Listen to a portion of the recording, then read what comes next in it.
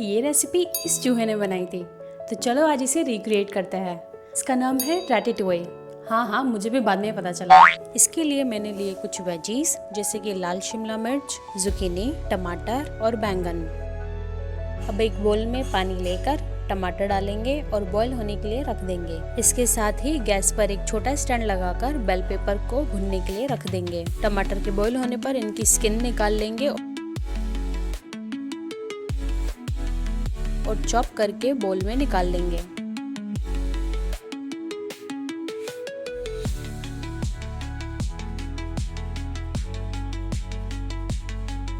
इसी तरह bell pepper के भुनने के बाद इसकी स्किन भी पील कर लेंगे और चॉप करेंगे।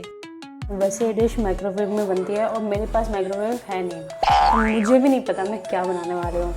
पूरा एक्सपेरिमेंट होने वाला है। ये तो थोड़ा मछली जैसा लग रहा है, आप लोग को दिखाती हूँ। और इसे अभी टोमेटो वाले बोल में निकाल लेंगे। आज फिर से इसकी बारी आ गई, प्याज, और हम हमेशा की तरह अपना बदला लेंगे इसके थ्रू। वो बात अलग है, इसके बाद भी वो हमको रुला के चला जाता है।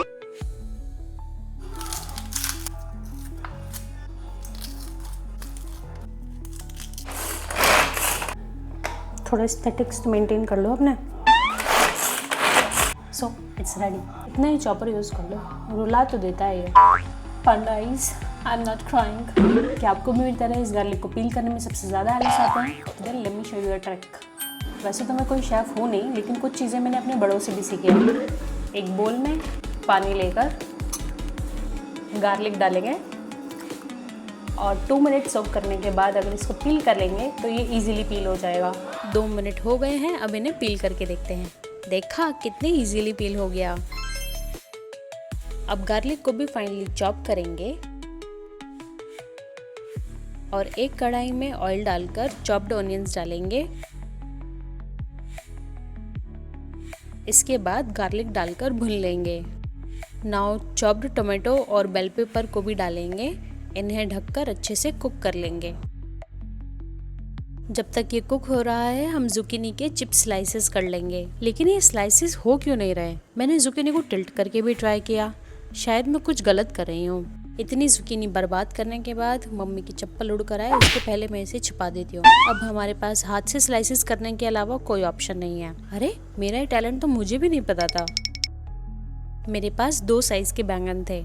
जुकीनी स्लाइसेस का साइज देखकर मैं छोटा वाला बैंगन कट करने वाली हूँ और शेफ की तरह चाकू चलाते हुए बैंगन के भी स्लाइसेस कर लिए। अब इसे चेक कर लेते हैं। इसकी फ्लेम बंद करके मिक्सर पॉट में निकाल लेंगे और ठंडा करके ब्लेंड कर लेंगे।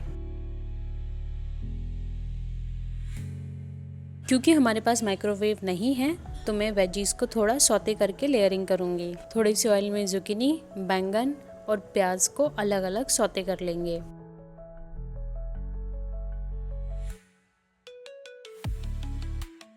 अब एक कढ़ाई में ऑयल डालकर ब्लेंडेड पेस्ट डालेंगे और इसमें नमक, काली मिर्च और थोड़ा सा ड्राइड थाइम डालेंगे। इन सभी के पकने के बाद मैंने एक छोटी सी कढ़ाई ली क्योंकि क्वांटिटी काफ़ी कम थी और जुकीनी, प्याज और बैंगन की लेयर्स का सेट बना लिया और सॉस में सेट कर दिया। शायद इसमें टमाटो मिसिंग है। इसे हल्का सा कुक होने के बाद चलो बैंगन की सब्जी रैटेटुए को टेस्ट करते हैं। ये रैटेटुए तो नहीं लग रहा।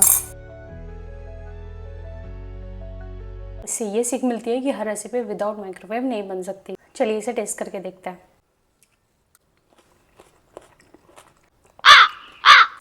Honestly sauce is good, but veggies उतने अच्छे नहीं लग रहे हैं क्योंकि शायद हमने इन्हें माइक्रोवेव में नहीं पकाया है। सॉस का टेस्ट बहुत अच्छा है लेकिन सब्जियां पूरी बर्बाद हैं, इसलिए ये रेसिपी अपने रिस्क पर बनाएं। क्या बोलूँगी मम्मी से? पापा की पेंशन से जो ये विदेशी जीरा लाई थी, इसे बैंगन की सब्जी में बर्बाद कर दिया।